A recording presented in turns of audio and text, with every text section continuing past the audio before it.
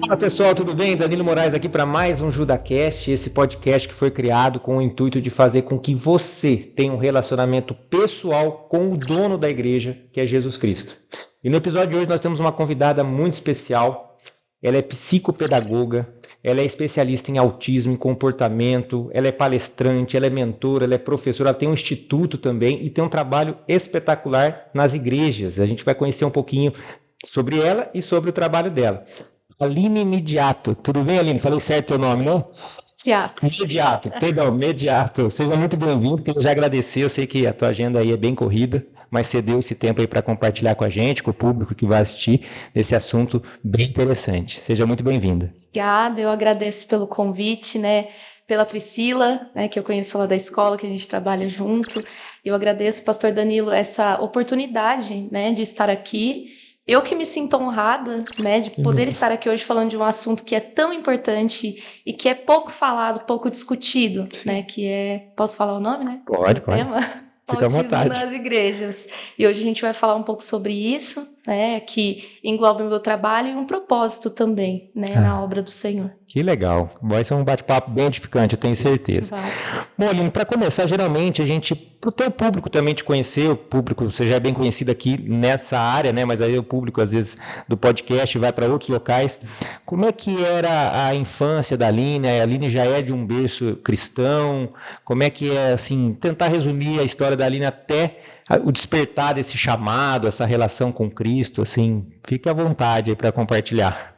Na verdade, desde a minha infância, eu me lembro na igreja, né? Sim. Então, assim, meus pais, né, eram cristãos, minha mãe me levava na igreja, então, assim, desde os 5, 7 anos eu tenho recordação, eu cantando, dar a mão para minha mãe na igreja, né? Cresceu Então, na igreja, cresci então. na igreja.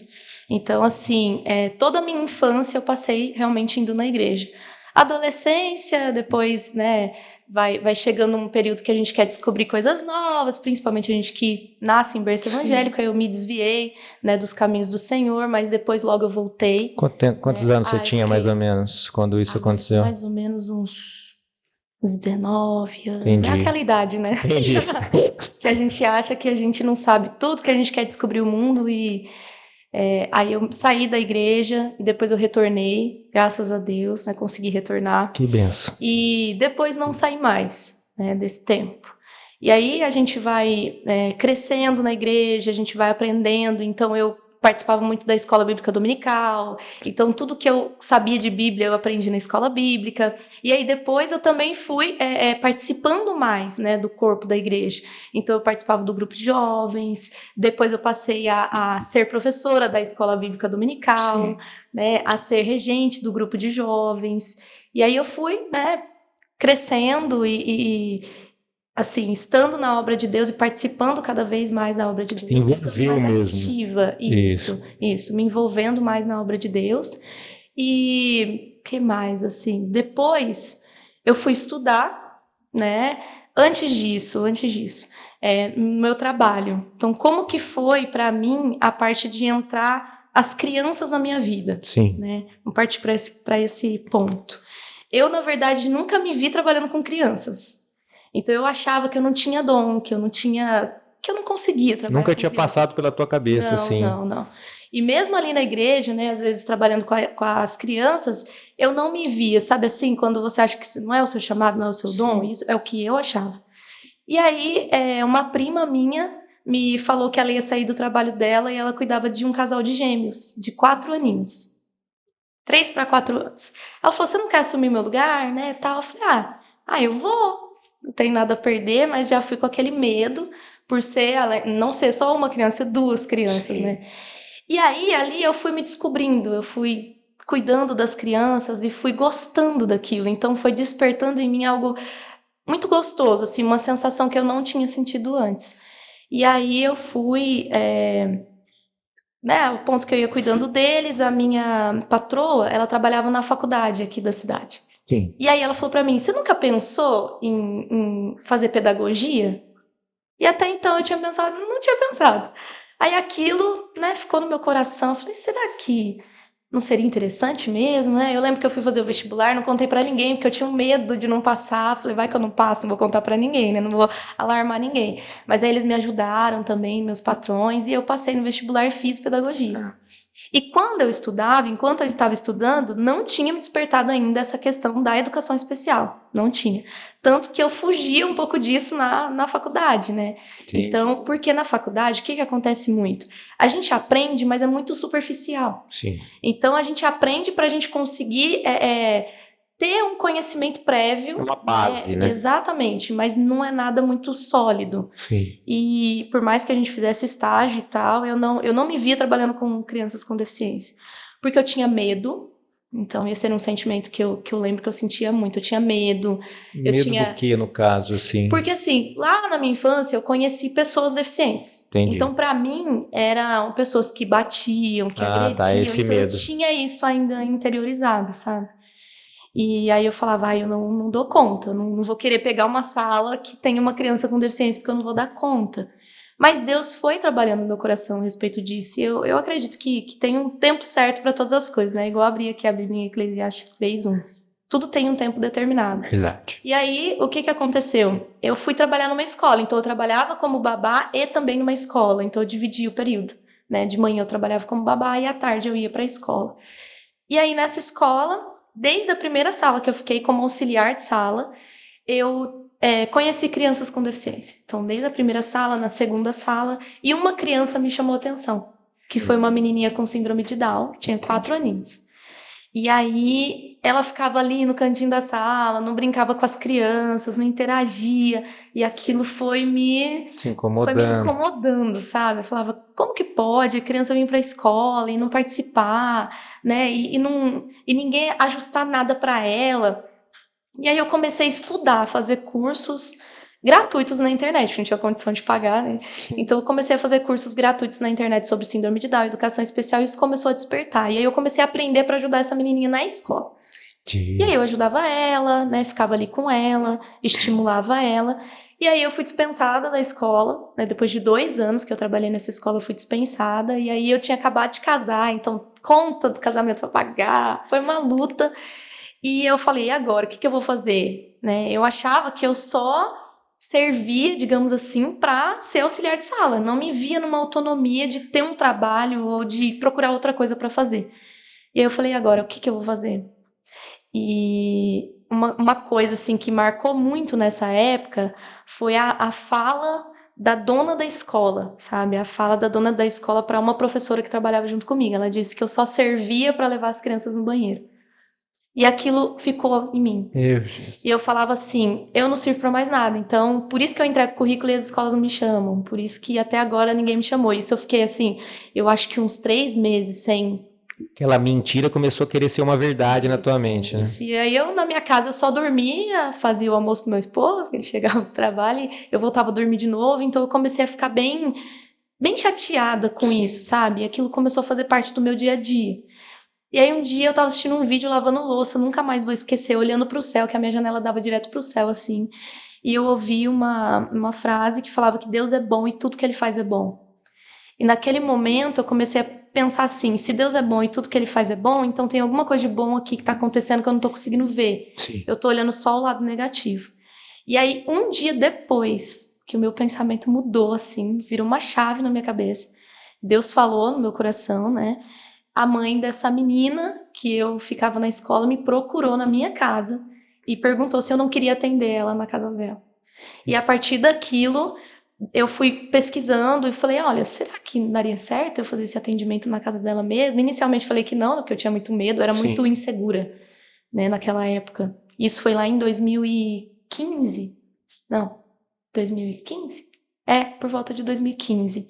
Eu era muito insegura, não me sentia capaz. Falei pra ela, não, imagina. Tem uma responsabilidade muito grande mesmo, né? E na casa da criança, né? Eu tinha contato com ela na escola. E outra, eu fazia algumas coisinhas ali, mas quem fazia mais coisa era a professora, né? Então meio que eu seguia um script. Chegava, tinha uma lista de coisas pra fazer. E ali não, eu ia ser a principal agente de transformação daquela criança. Tudo ia ter que partir de mim.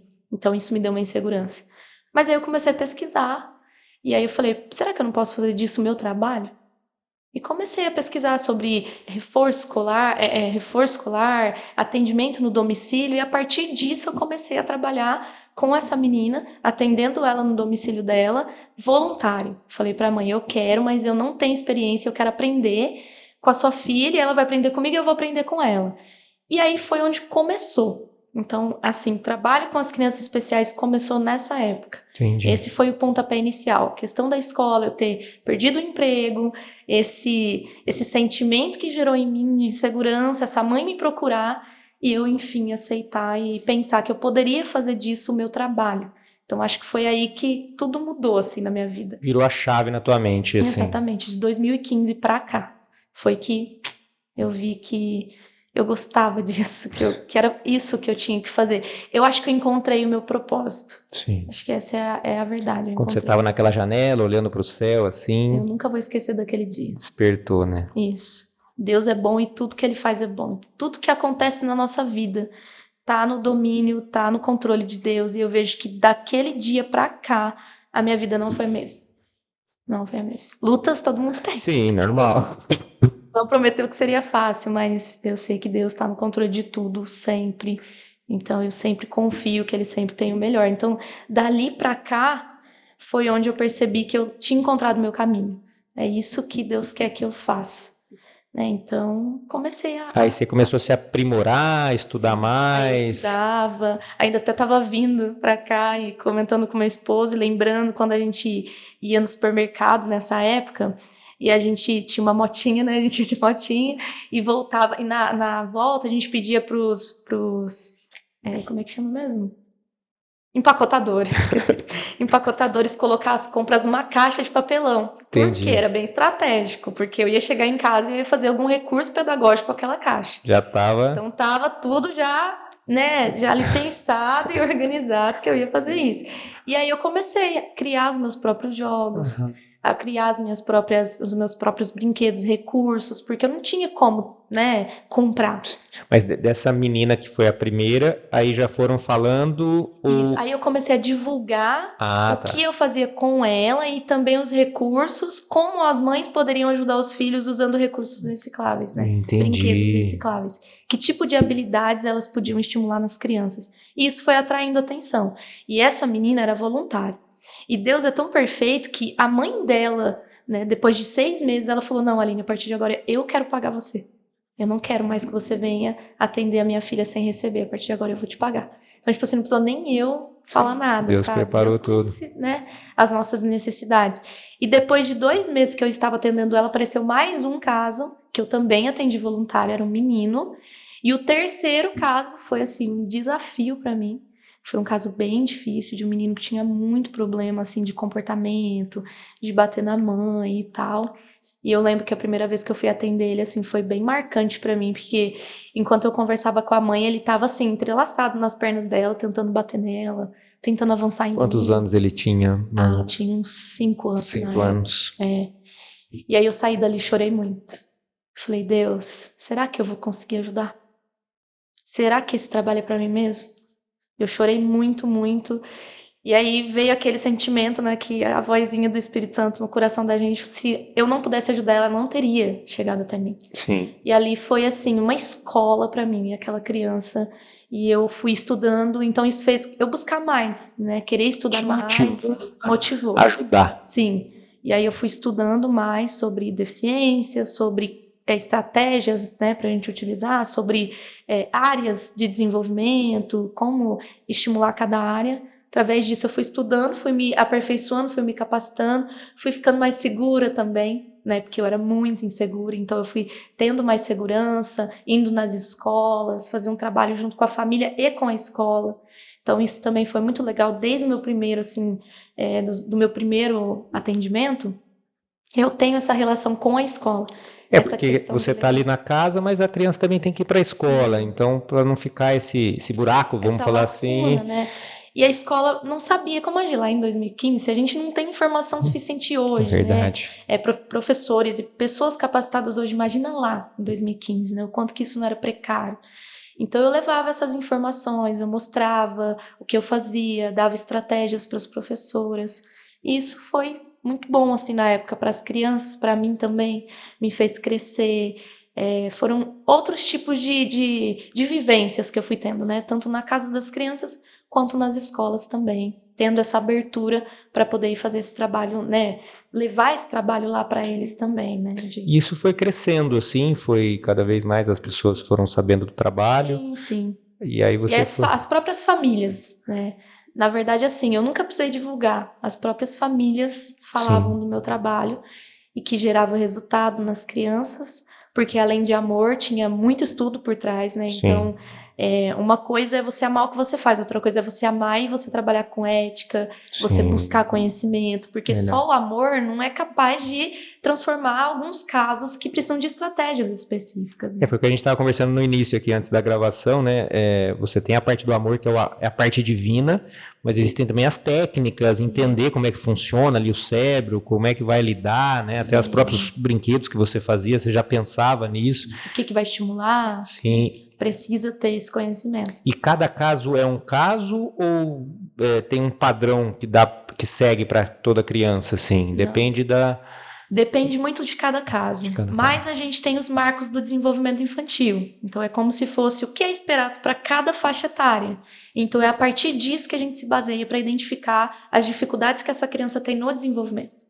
Né? Então a gente tem ali os marcos do desenvolvimento infantil, as avaliações que a gente faz é para descobrir, né, em que parte do desenvolvimento essa criança parou, quais habilidades ela tem, o que ela ainda não tem, que eu vou precisar ensinar para ela, estimular ela. Então isso é mais ou menos não digo um padrão, mas faz parte desse processo.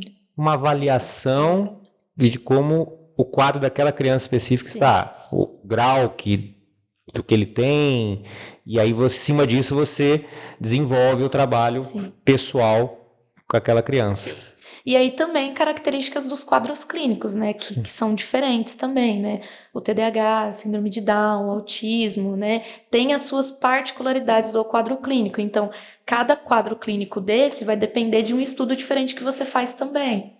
Né? Porque na síndrome de Down a gente tem a deficiência intelectual, né? No autismo a gente tem a questão comportamental, né? Então no TDAH a gente tem essa agitação, essa inquietude, muitas vezes a desatenção. Então cada quadro vai depender de uma avaliação específica, mas todos giram em torno assim do desenvolvimento da criança mesmo, né? Dos marcos do desenvolvimento dessa criança. E isso é um campo que eu creio que só cresce, né? Porque são poucas pessoas que às vezes foram despertadas para esse chamado, né? Assim, a gente vê isso.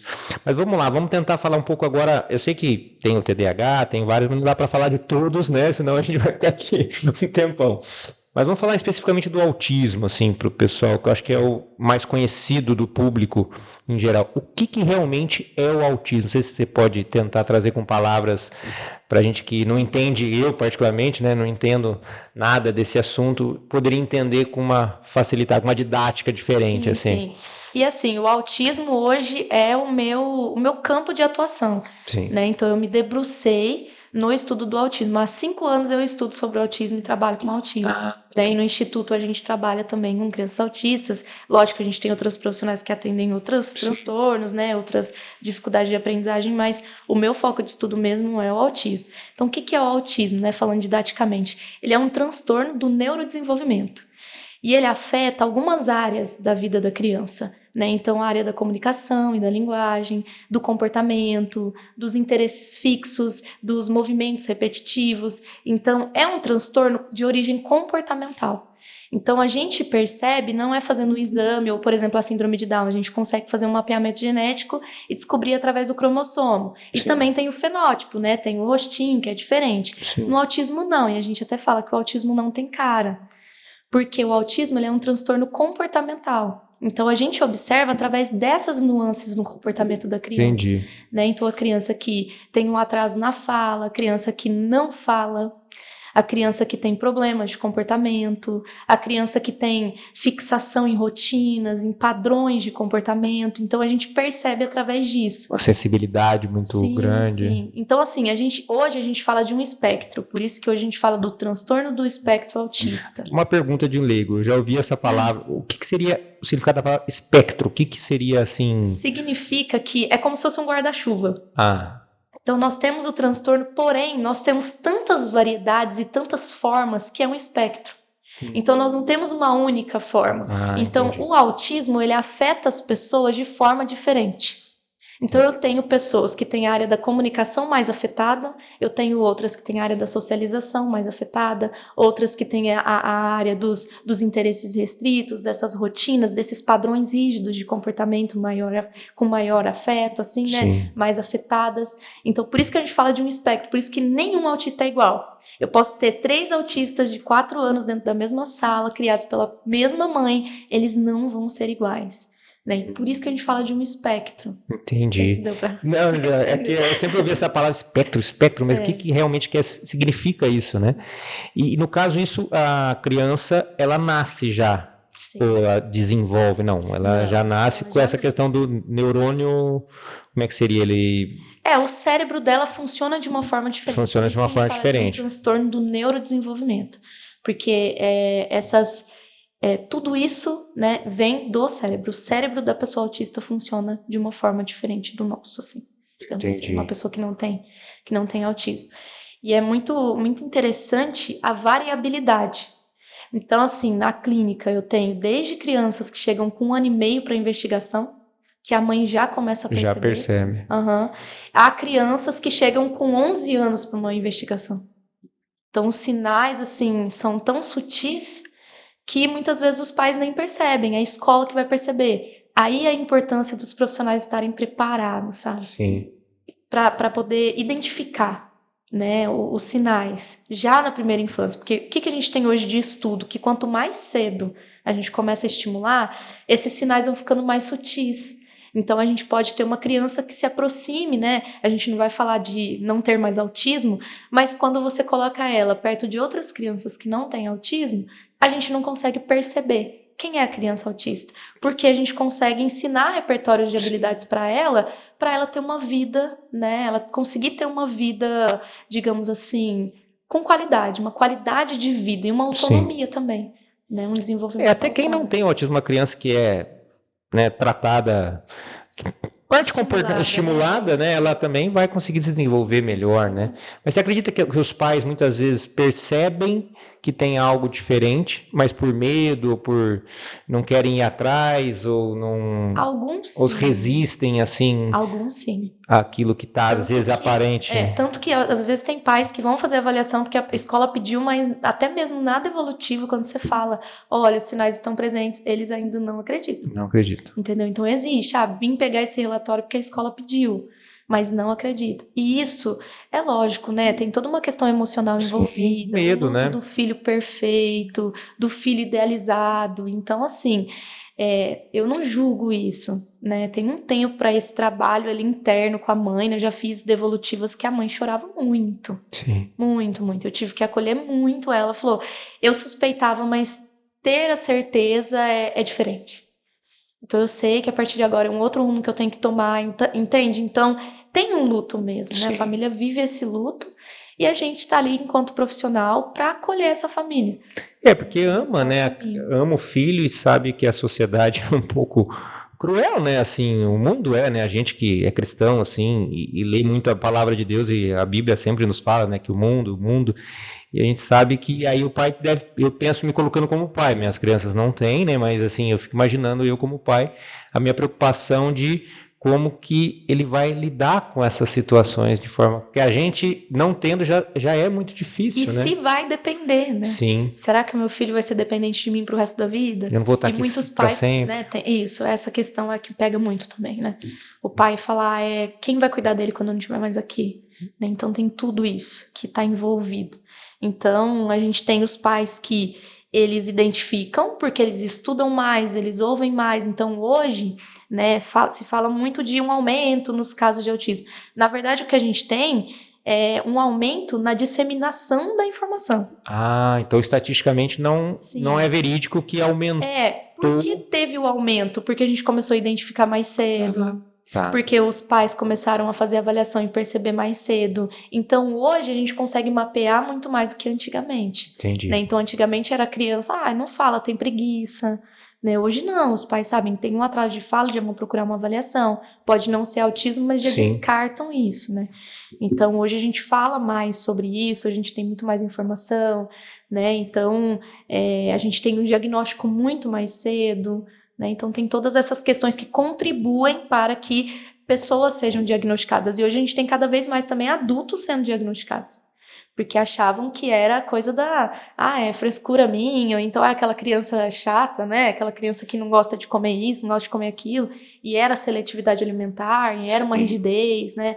Pessoas que são mais reservadas, adultos que são mais reservados, né? Então a gente pensa muito nos nossos avós, muitas vezes, né? Homens mais rígidos e tudo mais, e às vezes eram até autistas. Você acredita, então, que muitas pessoas vão falar mais velhas, que na época não tinham essa informação, muitas delas não foram diagnosticadas e são. Sim, então, o número pode ser bem maior do que a gente imagina. Exatamente. E hoje eu trabalho com as crianças e também na Academia do Autismo, né, que é uma plataforma que a gente tem hoje no Brasil. Ela é a primeira da América Latina a falar só sobre autismo. E hoje eu sou mentora nessa plataforma. Né? Lá eles têm curso, têm pós-graduações. E lá eles falam muito sobre isso. E lá eu trabalho com autistas adultos. Entendeu? Então eu vejo um outro lado do autismo, né? O padrão de comportamento dos meus colegas de trabalho, algumas particularidades, né? Questão com prazo. Sim. Então tem muito isso, né? E hoje a gente também tem uma procura pelo autismo nas empresas, porque as pessoas estão chegando no mercado de trabalho. Né, estão sendo preparados para o mercado de trabalho. Então, como que as empresas também vão receber? Com tema aí para um próximo. Aí, ó, próximo bastante assunto, já falou sobre, né? Já dei uma palestra sobre isso também. Não, legal. E no caso, assim, eu estou perguntando que eu imagino que seriam perguntas de pessoas que não conhecem do assunto, queriam perguntar para você. Como é que é a questão do grau, assim, tem grau 1, 2, 3? Eu até perguntei para a Priscila vindo para cá, que eu sempre ouvi de Asper. Hoje usa esse termo, não usa esse termo mais? Sim. Como é que seria a questão?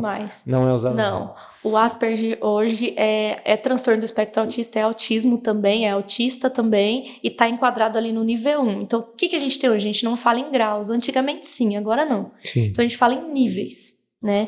É nível 1, nível 2 e nível 3. E como que identificado esses níveis, digamos assim? Como que a gente sabe que uma pessoa é nível 1? Você classificar isso, né? Exatamente.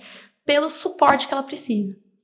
Então, nível 1 é uma pessoa que tem prejuízo. Então, assim, para ser autista, precisa ter prejuízo em alguma área da vida. Sim. Né? Então, é uma pessoa que tem prejuízo, mas esse prejuízo não é muito substancial, não atrapalha tanto a vida dela. Atrapalha, mas ela tem autonomia, ela consegue fazer muitas coisas. Nível 2 já é uma pessoa que precisa de assistência, né, de uma assistência substancial. Então, ela vai precisar de uma pessoa ali ajudando ela, né? Talvez não vai ter muita dificuldade nessa parte mesmo de autonomia, de cuidados mesmo, enfim. E o nível 3 é uma pessoa que precisa de muito suporte substancial. Então, é uma pessoa que depende de outro ali para olhar ela, para cuidar, para observar o que ela está fazendo, né? Então, ela, digamos assim, precisa de um suporte. Né? Então, não tem como a gente caracterizar o que ela vai precisar, porque, como eu te falei, são dificuldades diferentes, são necessidades diferentes de caso para caso. Mas a gente classifica dessa forma. Então, entendi. Nível 1, suporte, precisa disso, pouco suporte. Nível 2, precisa de um suporte substancial. E o nível 3, de muito suporte. Tá, mas vou fazer uma pergunta assim, até meio curiosa. No âmbito jurídico, vamos supor que você faz um laudo lá e é nível 3. E aí acontece alguma situação com essa pessoa que tem autismo e ela não tinha um acompanhamento naquele momento. Você pode sofrer algum tipo de processo, porque no laudo ela teria que ter alguém, ou isso é só mais... na escola? Na escola, na sociedade em geral, assim. Acho que nunca te perguntaram isso. Não. Que a gente pergunta como curioso, porque assim, você laudou numa... Aí, ó, isso aqui precisa ter alguém o dia inteiro. E aí, de repente, acontece uma situação e assim, não tinha alguém. Tipo assim, o responsável, não sei, precisa ter alguém, é como eu te disse, né? como é um espectro, então como em cada pessoa algumas áreas são afetadas, então assim, pode ser que seja na área da comunicação, então pode ser que seja na área desse interesse fixo, repetitivo, restrito, então assim, em termos jurídicos eu não saberia te dizer, Sim, assim, é uma coisa que é uma situação que eu nunca vivenciei. É que nem você vai falando, Sim, vai surgindo, né, as curiosidades, mas é algo que seria até interessante pesquisar, mas não sei te dizer, assim. Tranquilo. Então seria... fora da minha área de atuação. Então seria grau 1, grau 2 e grau 3. Perdão, nível 1, nível 2 e nível 3. E o Asper não se usa mais esse termo. Hoje é transtorno do espectro autista, é autista. E eu estava pesquisando hoje sobre o assunto, né, alguma coisa ou outra, e falar que a pessoa é autista ou ela tem autismo, tem alguma coisa a ver na questão de mudança nisso? Porque eu vi um vídeo que eu vi uma moça falando, ela é também desse assunto, que hoje não se fala a pessoa é autista, a pessoa com autismo. Isso. Porque o autismo não é a pessoa. Sim. É uma condição, mas não determina quem a pessoa é. E até mesmo na escola, assim, é um termo bem pejorativo quando os professores falam, eu tenho um autista na sala, o meu autista, eu também pensei nisso. Essa criança tem um nome, ela tem uma família, tem uma história, né? Então, eu acho que é bem pejorativo, assim. Então, a gente fala pessoa com autismo, né? Porque o autismo, ele faz parte da vida da pessoa, mas ele não é a pessoa, a condição que define quem é. Até por isso que muitas vezes eu falo assim, quem tem uma criança autista e recebe outra criança não né, vai descobrir o autismo daquela criança, quais áreas são afetadas naquela criança. Então, assim, eu preciso conhecer quem é aquele sujeito. Né? Então, é um termo bem, assim, não é utilizado, né? A gente evita, porque a gente quer ser, né, reconhecido por quem a gente é. Sim. E a pessoa não tem só limitações, ela tem também potencialidades, né? É isso que a gente sempre procura ver, né, na pessoa com autismo, que ela não é o autismo.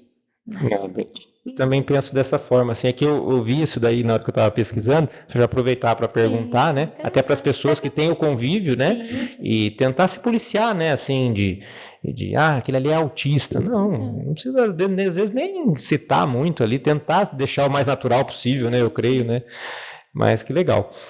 E aí, no caso, como é que foi essa ideia da questão da igreja, ter esse trabalho, como é que foi construído, como é que foi o arranjo que Deus fez, assim, para essa questão desse trabalho, no caso, para as igrejas? Porque, assim, eu tenho 2 filhas pequenas, e a Elisa, né, que era a mais velha, ela com 2 ou 3, né, que a gente começava a ir na igreja, ela não parava, aquela situação, assim, então, as crianças precisam ir para a igreja, as crianças precisam estar no ambiente espiritual, é o que eu creio, né? Mas ela não está entendendo, mas o espírito dela está recebendo aquele ambiente, aquela palavra que é vida. E como é que foi essa questão toda aí da igreja, desse trabalho, como é que surgiu? Vamos pensar agora como que, assim, foi tudo muito de repente, sabe? Não foi de repente, eu acho que foi uma construção, mas aconteceu assim para mim, tipo, de uma hora para outra, assim. Porque eu tenho um instituto, né? Então hoje a gente atende crianças lá. E aí a filha do meu pastor, não do meu pastor da minha congregação, mas do pastor presidente da minha igreja, ela me procurou para poder fazer uma avaliação no filho dela. Tá. E aí eu fui, atendi ela, a gente faz a avaliação e tudo. E aí ela foi conversando comigo e aí ela falou, né, de mim pro meu pastor presidente. E aí ele me chamou lá no gabinete dele, quis conhecer o meu trabalho. Eu chamei aqui, que eu descobri, né, que você trabalha com autismo e tudo mais. E eu queria entender um pouco mais e eu queria que você trouxesse isso para a igreja. Então, assim, foi um momento para mim que eu falei, Deus, que grande oportunidade de poder usar o meu dom, usar o meu conhecimento para a obra de Deus. Porque, por mais que eu sou professora da Escola Bíblica Dominical, né, eu sou líder lá do grupo do Infanto Juvenil, mas é diferente quando você trabalha e quando você utiliza o teu conhecimento, né, aquilo que você é bom mesmo para a obra de Deus. Então, ali eu vi uma oportunidade surgindo, e aí eu falei, nossa, que desafio, né, porque ia ser um desafio também, porque a gente quebra muitas barreiras, né? E principalmente dentro da igreja, onde tem tantas pessoas diferentes. Né? Na clínica, na escola é uma coisa, mas na igreja tem muita gente, uma pessoa diferente da outra. Sim, com problemas diferentes, sim, né? E aí eu falei, como a gente vai fazer? A gente estabeleceu, né? A gente começou com uma conscientização. Então, a gente fez uma conscientização, o pastor reuniu todo mundo, e a gente fez uma conscientização com os obreiros, e foi aberto ao público. As famílias que quisessem poderiam ir. E as professoras da escola bíblica, né, que atendiam as crianças. E até então a gente não tinha um mapeamento, uma relação de quantas crianças autistas a gente tinha no nosso campo, na nossa igreja.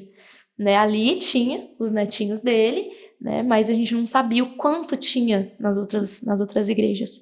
E aí as professoras trouxeram pra gente, olha, eu tenho dificuldade com meu aluno assim, lá na escola bíblica dominical, então é a criança que chega, ela não quer sentar, então ela corre, fica no púlpito, quer pegar os instrumentos da igreja, e aí as mães começaram a trazer a visão delas. Então ali naquele momento a gente tinha a visão dos pais, a dificuldade dos pais de estarem na igreja, de cultuar, a aceitação dos irmãos, trouxeram muito sobre isso, né? E as professoras de, o que eu vou fazer? Como que eu vou agir, né? Sim. Então, assim, a igreja estava precisando disso. Eu vi que o pessoal estava sedento por esse assunto. E os obreiros também, né? Porque eles precisam também ser treinados, porque eles estão ali em contato com a criança, né? Então, na entrada da igreja, né? Na nave da igreja, em todo momento os obreiros também estão ali em contato. E aí a gente fez essa primeira parte dessa conscientização, foram 2 dias. Depois a gente partiu para um projeto. Aí meu pastor falou, Aline, eu acho que a gente precisa fazer algo mais, a gente precisa começar, nem que seja com um pouquinho, mas a gente já precisa começar com alguma coisa. E aí foi onde surgiu o projeto Autismo na Igreja. Então foi a partir dessa conscientização, dessa necessidade que a gente foi percebendo, e aí surgiu o projeto mesmo, que é esse que chama Autismo na Igreja. E aí a gente, ali, né, durante a nossa reunião, nossa capacitação, digamos assim, né, esse bate-papo, essa conscientização, a gente ouviu muitos relatos de famílias, né? Então, mães falando, eu preciso conversar com meu filho a semana inteira, explicar para ele como que vai ser vir na igreja, porque senão ele não para quieto. Ou então outras, eu vejo irmãos olhando para mim com cara de bravo porque o meu filho fica mexendo no celular na hora do culto. Então, esse é um ponto que eu queria até falar mais, porque assim, as pessoas, elas acabam julgando sem saber, né? E eu me incluo também, né? A gente é ser humano, pecador. Porque às vezes vê a criança para lá e para cá e fala assim, não tem limite, né? Sim. E a maioria das vezes não é isso. Às vezes a criança tem, né, o transtorno ali. Consegue ficar parada. E né? na igreja especificamente é para exercer o amor, né? Ainda mais, é uma oportunidade de exercer o amor. Isso acontece bastante mesmo, assim. Sim. E aí eu comecei a pesquisar mais sobre isso. E aí eu comecei a ouvir mais relatos sobre isso. Então, assim, tem muitas, todas as igrejas, assim, sempre tem uma pessoa que às vezes vai e não volta mais. Vai uma vez e não volta mais. E a maioria dos relatos que eu ouvi foram relatos assim. Eu vou porque já sofre a carga, né, da sociedade, na escola. Sim. Então, assim, essas famílias, elas lutam o dia todo. Todos os dias elas têm uma luta para travar. Imagina. Ou é com a escola, ou é a escola que a mãe deixa a criança lá, depois de meia hora a criança faz alguma coisa, a escola liga para a mãe buscar. Então, assim, é um cansaço que eles têm. E onde eles vão para poder, né, ter um momento ali de cuidado espiritual, de conforto na igreja. E quando eles chegam lá, tem esses olhares de preconceito. Eles se sentem assim, sabe? E isso me impactou muito também. E aí foi onde a gente teve mais essa iniciativa de não, a gente precisa acolher esses pais. Sim. A gente precisa acolher, a gente precisa tornar esse ambiente um ambiente inclusivo, porque a gente fala de inclusão em todos os lugares. Por que não inclusão na igreja? Com certeza. Né? Então a gente precisa falar sobre inclusão na igreja e também de acolher esses pais. E acolher essas crianças também. Porque não adianta eu só querer incluir com amor. Ai, que bonitinho, vem cá, te abraço. Não, eu preciso ter técnica. Incluir não é colocar lá, né? Não. É isso que as pessoas às vezes confundem. Não, vou incluir, tem que pôr junto. Então, tá, joga a criança lá, ou na igreja, ou na escola, em algum lugar. Inclusive. Isso não é inclusão, né? conscientizar, que nem você falou, ter um projeto, ter a técnica para que isso aconteça, que nem a gente estava falando de novo, voltamos nisso, né? Não é só o amor, né? Você tem que ter a técnica para aquela situação, isso em qualquer área da sociedade. Incluir é fazer parte. Sim. Eu preciso fazer parte disso aqui, né? Então a criança aproveitar os momentos na salinha, na escola bíblica, né? Nas festas da igreja, e os pais também, né? Da pregação, de ser acolhidos, os irmãos não olhar com um olhar de julgamento. Por isso a primeira etapa foi a conscientização. Sim, fundamental. Porque explicar, né? O que é o autismo? Então, qual foi o foco dessa conscientização?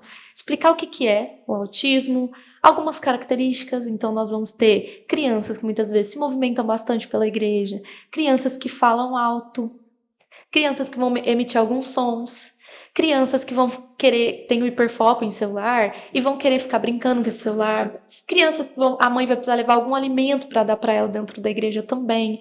Então, existem vários pontos. Então, a gente foi mostrando isso para a igreja. Olha, quando você vê, não é que a mãe não dá limite, é que tem uma particularidade ali, né? E que a gente não trabalha só pegando a criança e colocando ela no banco. É um trabalho que leva tempo, né? Então, as professoras do Ministério Infantil, elas vão ter um tempo ali com aquela criança, porque eu mesma, né? Eu sou especialista hoje, mas se chega uma criança autista na minha igreja, eu não vou, na primeira vez que eu olho para ela, já começar a intervir com ela, porque eu não conheço ela. Então, isso leva um tempinho, né? Então, essa foi a primeira etapa, essa conscientização, e mostrar que eles não fazem porque eles querem, né? E a gente tem N, né, variações desses comportamentos. Então, desde criança que bate, né, até criança que vai brincar lá com o instrumento, chama muita atenção, não sabe que não pode. Então, a gente ensina tudo isso para a criança, né? E isso leva um tempo. Sim, não aprende no dia, né? Sim, e os pais que não têm essa informação, eles não sabem como fazer isso. Né? Como fazer esse manejo comportamental com essa criança? Como fazer essa mudança de comportamento? Né? O que eu ensino no lugar disso? Se ela não pode ir lá mexer na bateria nesse horário, qual horário que ela pode ou como eu ensino que ela não pode? Então a gente tem, né, ferramentas, técnicas e estratégias para isso, mas tudo isso leva um tempo. Então essa conscientização é o primeiro passo, porque aí os pais chegam na igreja e eles se sentem acolhidos, porque as pessoas entendem, né? E lógico que se uma criança vai chegar na igreja mexendo nos instrumentos, o que a gente vai fazer, não é exemplo? A gente vai trabalhar com estratégias para que a gente diminua isso, né? Para que ela acesse em alguns momentos, que a gente dê outras coisas para ela, que a gente vá realmente, de fato, ajudar essa criança, vá estabelecer estratégias para modificar o comportamento que vai ajudar na vida dela. Né? Então, vai ensinar habilidades para essa criança. Mas, para isso, o corpo da igreja tem que estar preparado. Né? E o aprendizado ele é constante. Mas o aprendizado inicial ali foi plantada a sementinha, né? E a gente tem, né, tentado fazer isso. É lógico que a gente tem pessoas com o coração muito aberto, mas a gente tem pessoas que ainda têm a mente muito fechada. Né? Mas a gente está fazendo a nossa parte, né? Isso, acho que o importante é levar a informação, o importante é fazer a nossa parte, é fazer aquilo que o Senhor nos chamou para fazer, né? E a gente não só ter a pessoa ali, mas incluir ela de fato, né? Que as crianças aprendam sobre a palavra de Deus, porque a gente tem estratégias para isso. Não sei se eu fugi muito. Não, tá certinho, não. É o que que eu quis pontuar dessa questão dos pais, porque eu dei esse exemplo meu das minhas filhas, e assim, eu não me lembro nossa igreja era bem pequena, poucos membros, assim, mas você sente que parece que você está incomodando. Às vezes pega um olhar de alguém que não tem essa paciência e realmente você... até conversava com a Priscila, assim, na época, assim, acho que eu não vou hoje. Mas eu queria ir, né? Mas eu não vou para não passar por toda aquela situação. E criança é assim mesmo, ela fica para lá e para cá. E eu costumo falar assim que criança saudável, ela dá trabalho, ela faz barulho, a criança barulhenta, é a criança que corre. Então, como eu lido com crianças que têm muitas dificuldades, quando eu vejo uma criança assim, eu até falo para os pais, agradeça. Muitos pais gostariam de estar ouvindo a voz dos filhos e você pedindo para o teu filho ficar quieto, né? Então, muitos pais queriam ter o abraço do filho e você, né, não querendo que o teu filho vá lá passar limpo. Enfim, vários pontos assim, eu falo agradeça porque Às vezes eu vejo as crianças lá na igreja, né, cantando, fazendo gestinho, e eu penso, quantas vezes eu tenho que estimular uma criança lá na clínica para ela poder aprender a fazer um gesto, né? Quantas vezes, quanto trabalho não tenho, né? Quantas horas essa criança passa lá com as terapeutas para aprender a fazer isso que as crianças fazem aqui, e que muitas vezes a gente não valoriza, né? A gente não agradece. Né? Então, Tomei uma agora aqui, tá doendo aqui, tá vendo? Que a gente, às vezes, né, correria do dia a dia, né, no estresse, que a gente tá sempre para lá e para cá, e às vezes a criança tá lá brincando, e criança brinca, lógico, tem que corrigir na hora que tem que corrigir, tem que, né, tudo faz parte, né, tá tudo certo, mas muitas das vezes a gente extrapola sem necessidade nenhuma, né, e aí na hora que fica lá doente com uma coisa simples, até uma infecção de garganta, que não é nada, que você sabe que daqui a pouco você já fica, nossa lá, tá moada, não come, aí você já fica preocupado. E aí você falando isso, realmente, quantas mães e pais, né, gostariam de ver o filho ali fazendo um simples ato, né? E pegando nesse ponto que eu acho que foi, não, tenho certeza que Deus que trouxe, como é que é a questão dos pais, assim, me chamou a atenção, que nem, esses pais eu creio que eles crescem muito espiritualmente também, quando tem um filho com esse transtorno, assim, de se doar mais, porque ser pai e mãe já é doar-se, mas eu acho que aí é doar mais ainda, né?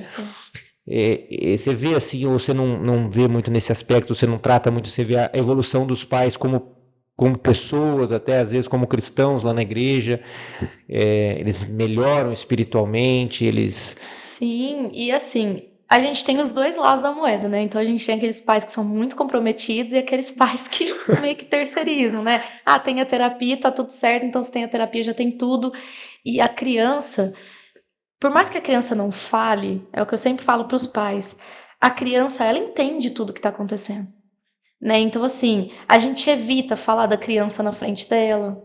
Então se às vezes eu vou falar alguma coisa da criança, alguma arte que a criança fez, alguma coisa, eu não falo na frente dela. Por mais que a criança não fale.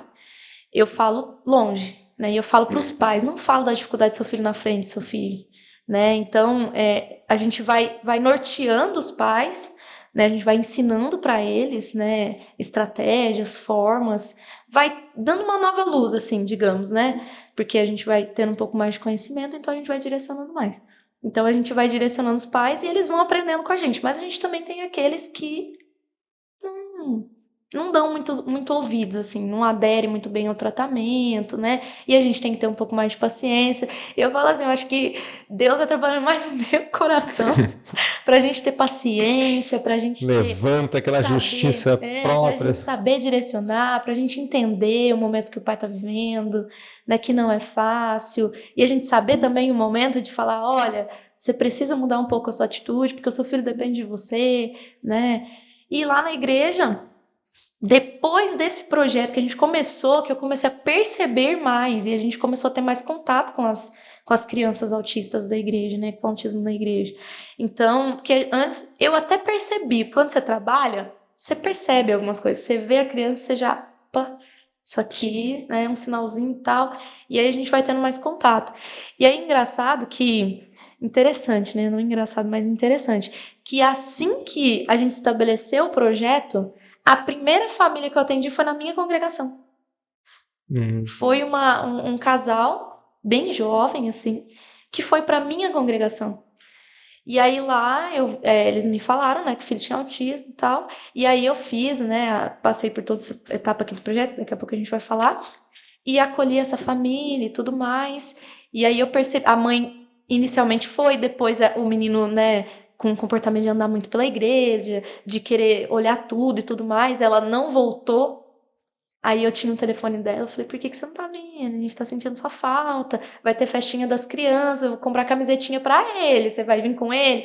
Então, assim, foi onde eu fui tendo mais contato com essa parte dentro da igreja. Sim. Diferente do trabalho.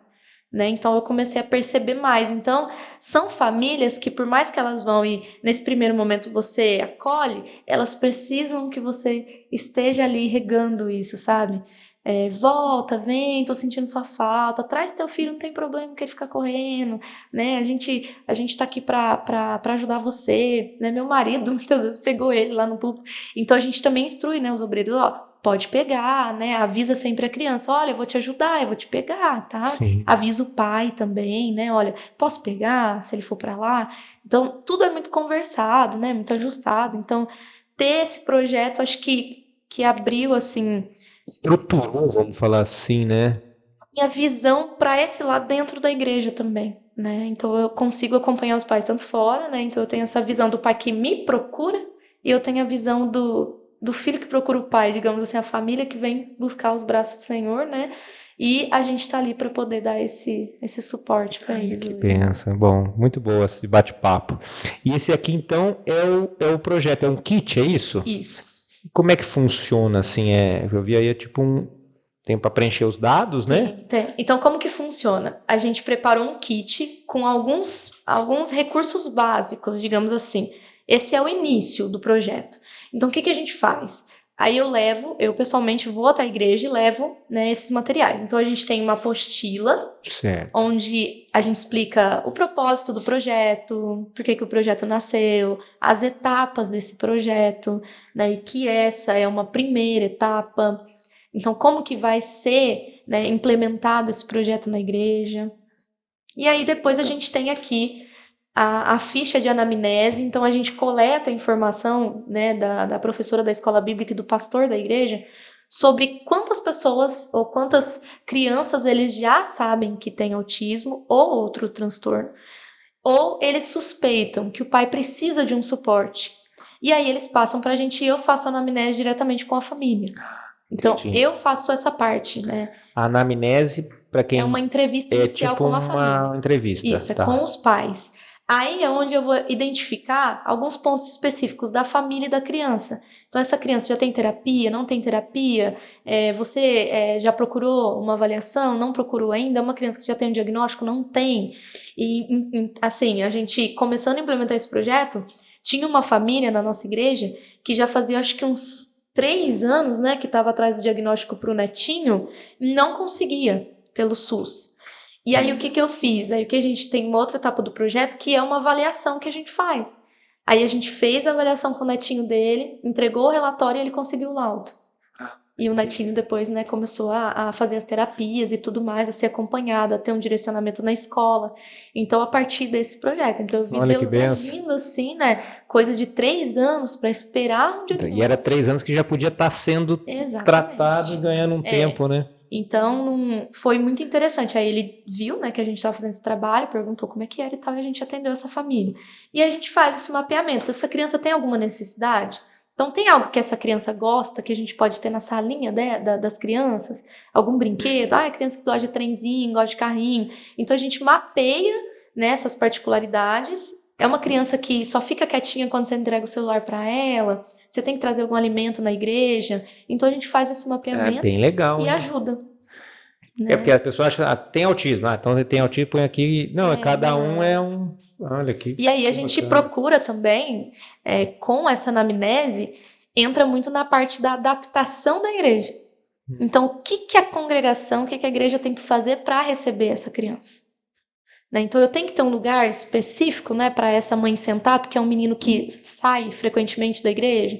Então, eu vou ter que colocá-la um pouquinho mais para trás, né? Ela vai precisar de um suporte maior, né? Como que o obreiro lida quando essa criança estiver correndo? Estrutura mesmo. Isso, a gente coleta essas informações para a gente conseguir direcionar da melhor forma. Né? E para acolher a família mesmo, né? Então eu faço por quê? Porque eu já direciono. Às vezes a família tem uma pergunta mais técnica, do tipo, onde eu consigo o laudo? O que eu faço? Que avaliação que eu procuro? Meu filho tem isso. Como que eu lido? Às vezes eu dou as primeiras orientações em relação ao comportamento e tudo mais. Ali naquele momento eu já começo. Norte para aquela família, né? Isso. É além da igreja para a vida num todo, né?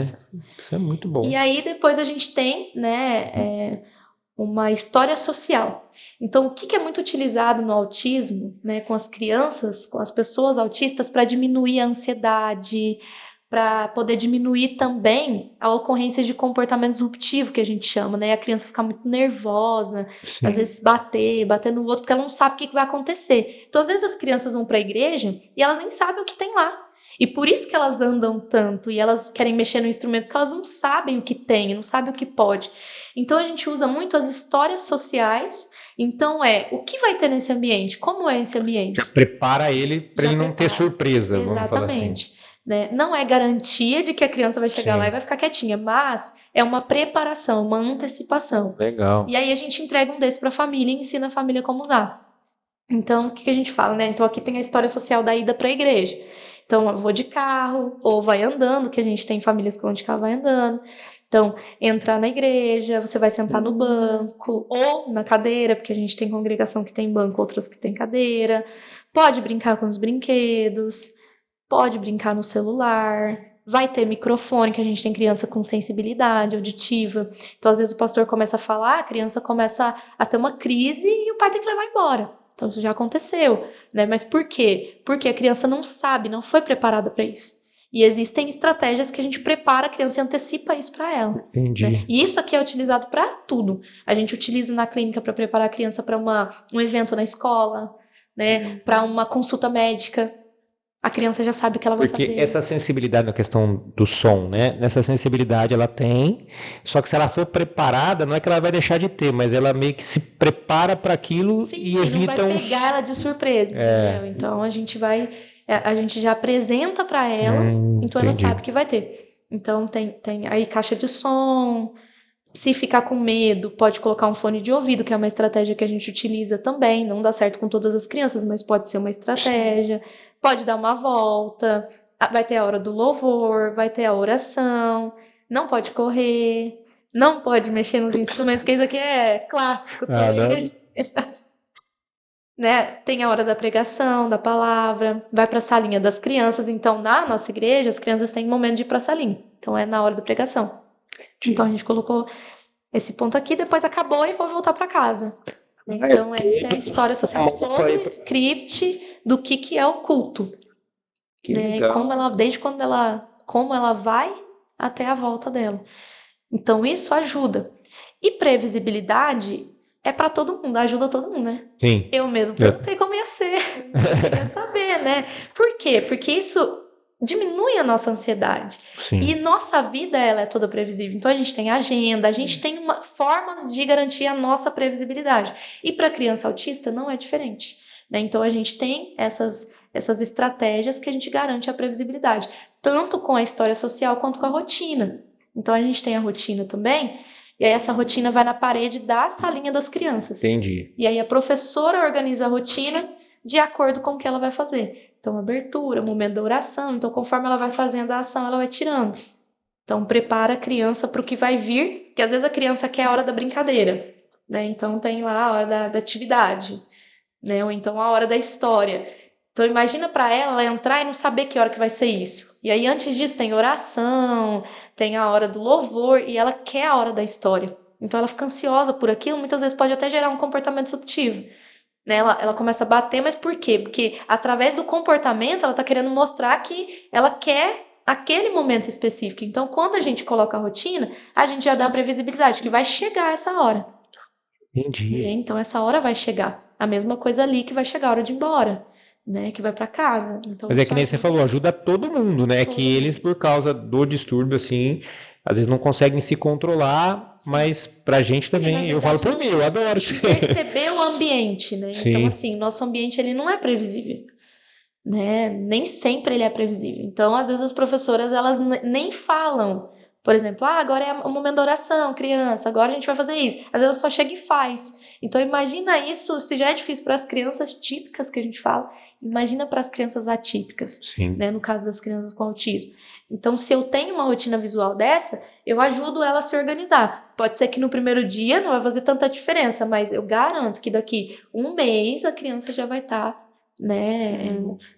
Não vai emitir tantos comportamentos subtivos, porque ela vai identificar a hora de cada momento. Que legal, as técnicas, né? Isso, é onde eu falo que entra o conhecimento que a gente tem.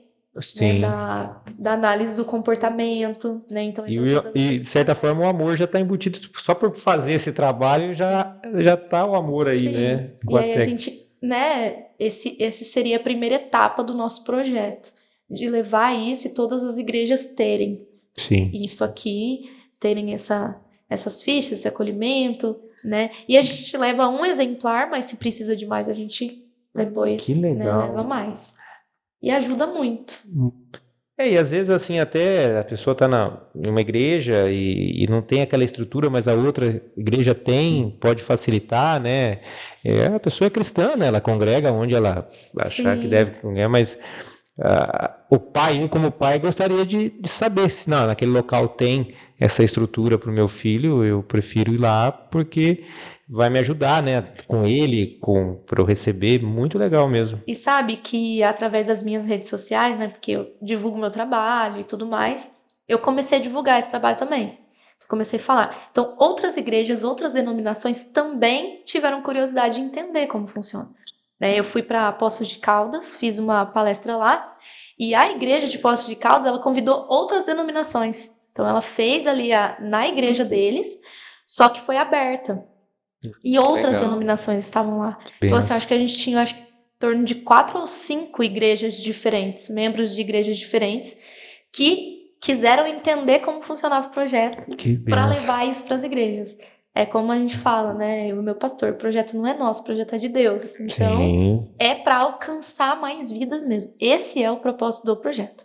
Não alcançar só as vidas que chegam até nós nas nossas igrejas, mas que através desse projeto, outras igrejas, outras vidas, outras crianças, famílias, ministérios, líderes, professores, sejam também alcançados e possam fazer a diferença. É pequenininha, mas para a criança, para a família, tenho certeza que ter tudo isso, né, já é um diferencial muito grande. Muito. Até a gente, quando criou esse podcast, até no início a gente comentou, a gente fez esse podcast com o intuito de fazer com que as pessoas tenham um relacionamento com Jesus. Se eles vierem congregar conosco, lógico, serão muito bem-vindos, a casa está sempre aberta, mas às vezes vai congregar com você, não tem problema. Importante eles se relacionarem com Cristo, nem o projeto. O projeto é para as crianças poderem acessar Jesus. Sim. Se vai ser lá na tua igreja, se vai ser em outra igreja, o importante é que elas acessem, né? As famílias acessem. E é bem legal que Deus já sabia de tudo isso daquela época que você estava naquela janela.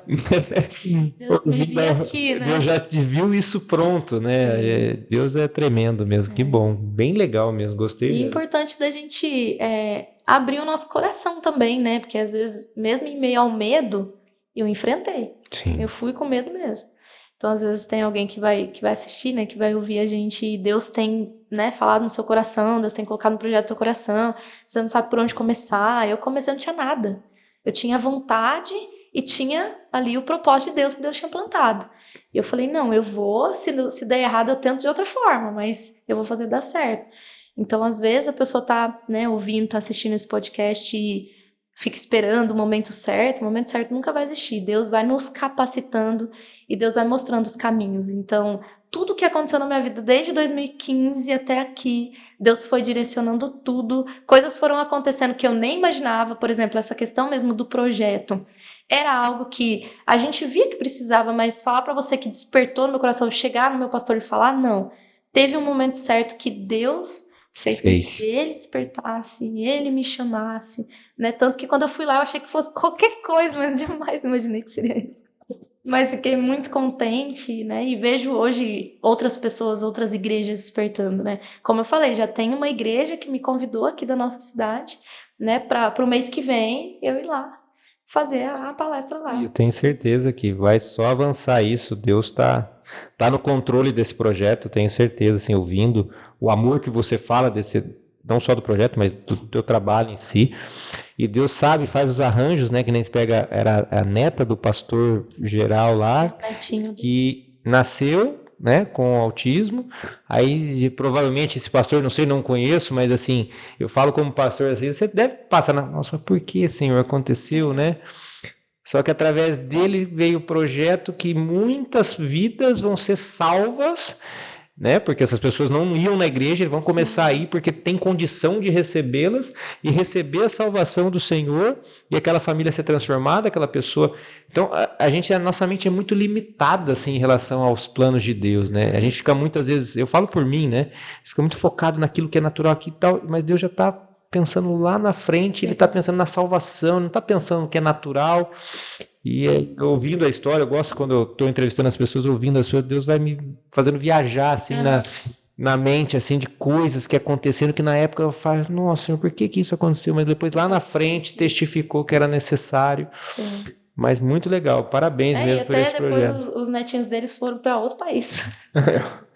Nem estão aqui mais. E o projeto, né, que surgiu do coração do nosso pastor continua, tá vivo aqui, né? Que benção. Estamos iniciando, mas aí a nossa ideia é que tenham outras etapas, né?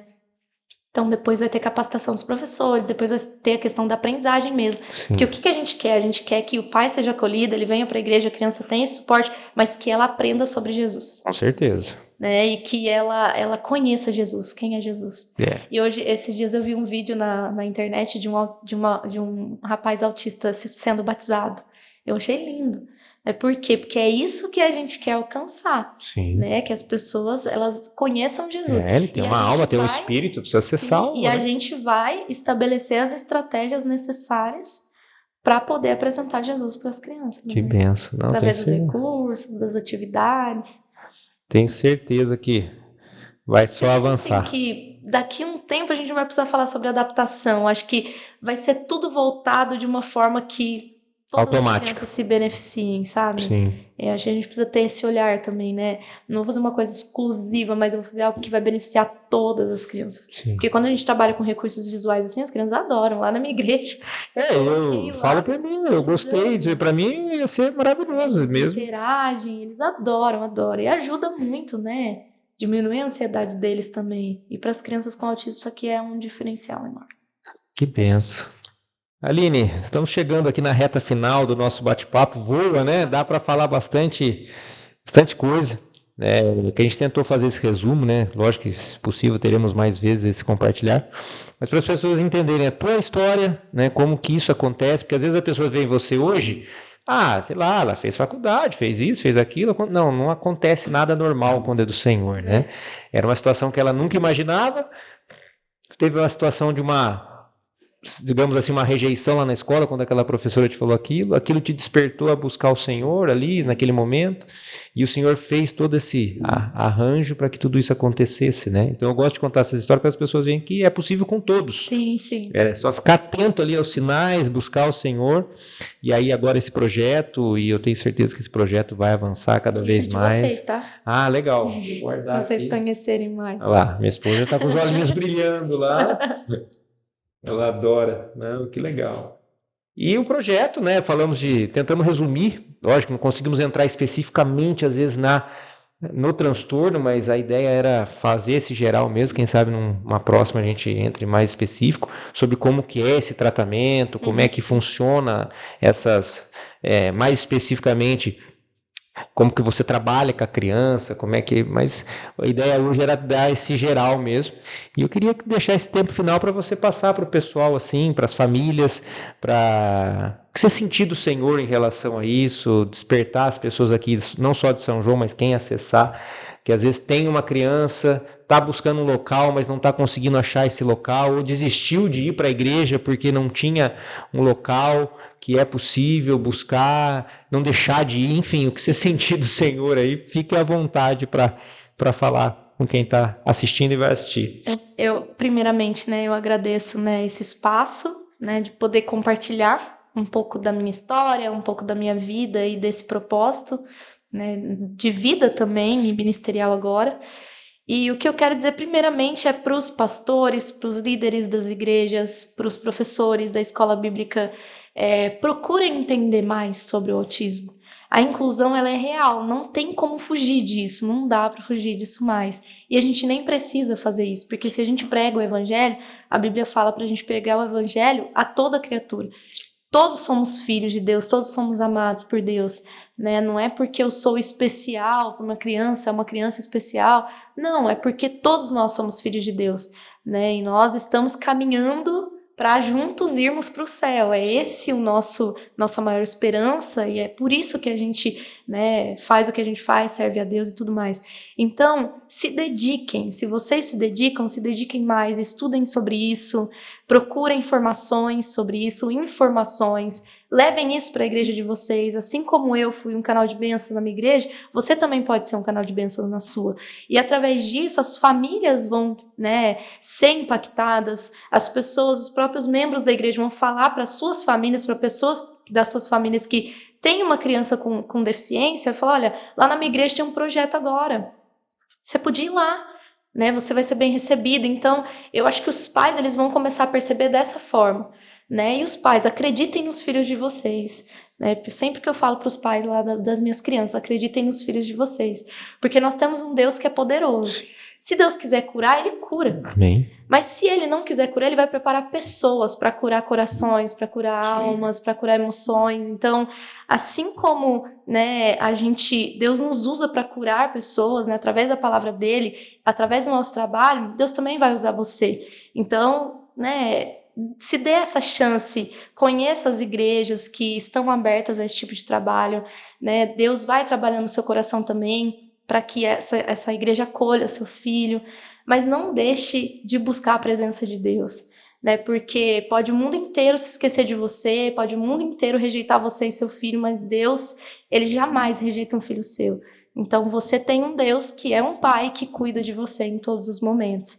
Então, mesmo que na sua igreja ainda não tenha isso, pode ter certeza que Deus vai tocar no coração de alguém aí que vai assistir esse vídeo ou de alguma pessoa que vai começar a iniciar um trabalho parecido com esse, né? Ou até melhor do que esse, porque essa é a ideia, né? A gente começa de um jeito, mas Deus vai tocando no coração das pessoas, as pessoas vão fazendo melhor ainda. E esse é o propósito, né? Então não desistam. Não desistam da fé, não desistam de Jesus, não desistam dos filhos de vocês, e vocês, líderes, busquem cada vez mais capacitação, aperfeiçoamento nessa parte, para que a gente acolha essas famílias, né, e para que a gente leve Jesus até elas através, né, do ensino estruturado, do ensino diferenciado, a gente consiga fazer aquilo que Jesus pediu para a gente fazer, né, amar uns aos outros, tudo isso. Esse é o meu, assim, isso. Amém. Glória a Deus. Falei tanto. Tranquilo. Mas é isso. Que E bênção. eu escondi minha Bíblia até agora. E aí eu virei ela aqui, ó. Não, mas é lá. Falaram da minha Bíblia que tá bem feinha. E até agora eu fiquei com ela aberta e agora no final.